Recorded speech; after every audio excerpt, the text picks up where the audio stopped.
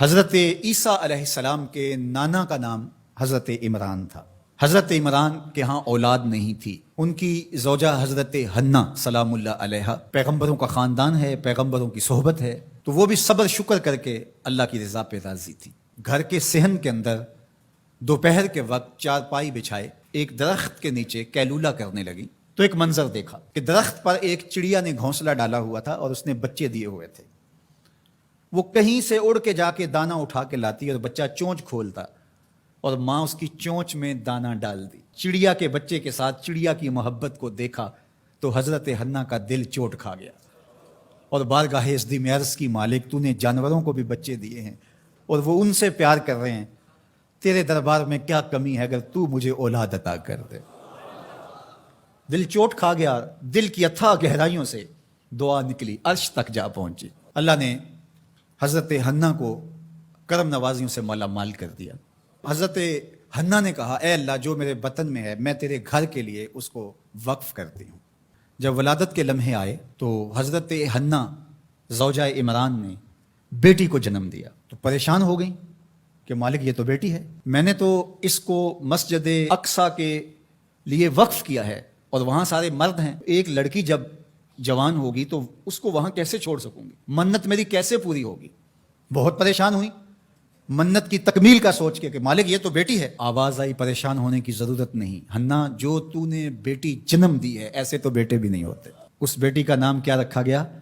مریم سلام اللہ علیہ۔ بیٹی جوان ہو گئی تو منت یاد آئی کہ اب اس کو بیت المقدس میں ہم نے وقف کرنا ہے۔ پریشانی ہوئی کہ اب 300 حجرے ہیں جن میں مرد ہی مرد ہیں، ایک تنہا عورت کیسے وہاں رہے گی۔ تو یہ سوچا کہ کوئی بوڑھا بزرگ ہو جس کی کفالت میں ان کو دیا جائے تو وہ ان کی دیکھ بھال کرے، ضروریات کو پورا کرے۔ تو بہت سارے لوگ اس سعادت کے لیے تیار ہو گئے۔ پھر قرعہ ڈالا گیا، قرعہ فال نکلا حضرت زکریا علیہ السلام کے نام۔ اللہ کے جلیل القدر پیغمبر اور رشتے میں خالو بھی لگتے تھے، کہا یہ سعادت میرے ذمہ رہی، اور چونکہ ان کے ہاں بھی اولاد نہیں تھی انہیں کہا ٹھیک ہے ہم اسے بیٹی بنا کے اس کا خیال رکھیں گے۔ حضرت زکریا علیہ السلام نے ایک حجرہ مختص کیا حضرت مریم کے لیے اور ان کی ضروریات کو پورا کرتے، کھانا دیتے۔ جب کہیں جانا ہوتا تو حجرے کو باہر سے تالا لگا کے چلے جاتے، افطار کے وقت یا رات کو گئے ہیں تو سحری کے وقت پھر آ جاتے۔ ایک دن حضرت زکریا علیہ السلام تالا لگا کے کہیں گئے کام، واپس آتے ہوئے دیر ہو گئی اور افطار کے لمحے گزر گئے، بہت پریشان ہوئے تو خیر سامان لے کے تیزی سے پہنچے اور آ کے دروازہ کھولا، وجد عندها رزقا، تو دیکھا بے موسم پھل پڑے ہوئے ہیں۔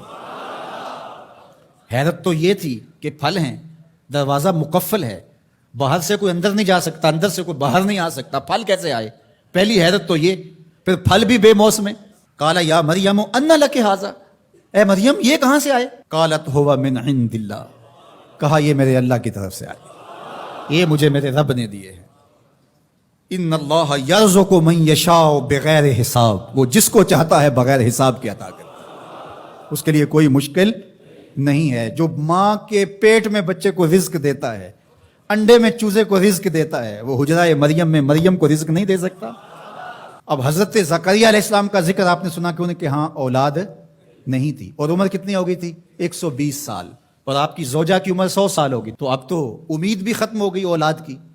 لیکن جب بے موسم پھل دیکھے نا تو اندر چھپی ہوئی امید کی موہوم سی جو چنگاری تھی وہ بھڑک اٹھی، اور حضرت زکریا نے ہاتھ پھیلا لیے، ہنالک دعا زکریا رب، مالک جب تو مریم کو بے موسم پھل دے سکتا ہے، میرے شجر عمر پر اولاد کے آنے کا موسم بیت گیا ہے، لیکن مالک کیا تو مجھے بے موسمی اولاد نہیں دے سکتا؟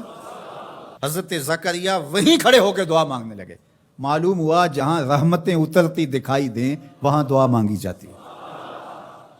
ہم جب اللہ والوں کی قربت میں جا کے اللہ سے دعا مانگتے ہیں تو کچھ لوگ معترض ہوتے ہیں کہ اللہ تو ہر جگہ موجود ہے، یہاں کیوں مانگ رہے ہو؟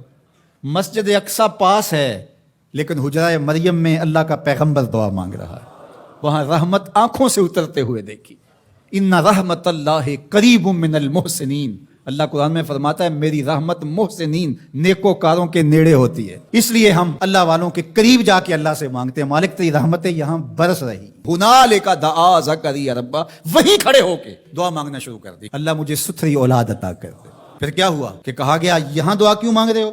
میرے گھر میں آؤ. کہا گیا نبی ہو کے ولیہ کے حجرے میں دعا مانگ رہے ہو, تمہیں کچھ نہیں دیا جائے گا. نہیں, سنو قرآن سنو. فنادتہ الملائکہ, فرشتے آ کے پکار کرنے لگے.